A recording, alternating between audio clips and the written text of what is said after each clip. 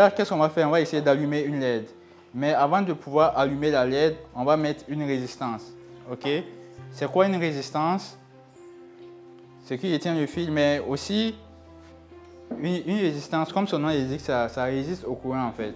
Donc si on a des LED, en fonction de la LED qu'on a, on va mettre différentes résistances pour limiter le courant qu'on envoie à la LED. Aujourd'hui, on a fait un programme avec l'école digitale Give One Project, qui est un projet qui a été lancé par Tionang. Le but de ce projet qu'on a fait aujourd'hui avec les enfants, c'était les introduire aux notions de base de la programmation, de l'électronique et aussi de l'automatisation des processus. Donc, dans la matinée, c'était vraiment une première approche et un premier contact pour ces enfants-là pour l'électrique.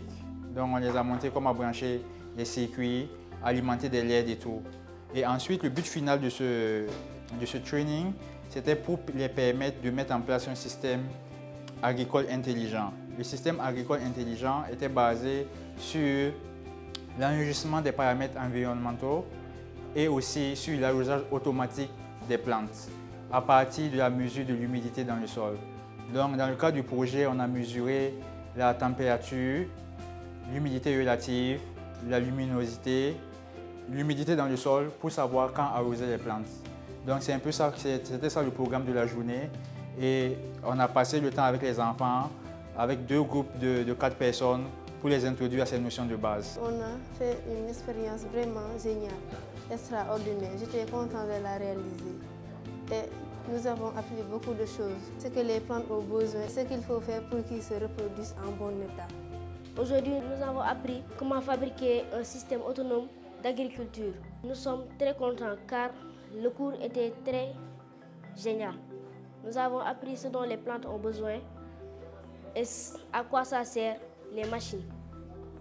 Et nous avons rencontré un grand astronaute qui était venu ici. J'ai dit tout à l'heure, ça me réconforte parce que lors du programme IVLP aux États-Unis, dans les makerspace, c'est exactement la même chose que j'ai vu des jeunes de votre âge faire. Et nous ne devons pas rater ce train-là. On doit être au même niveau en termes d'usage de la technologie que ce qui se fait dans les meilleures écoles et universités du monde entier.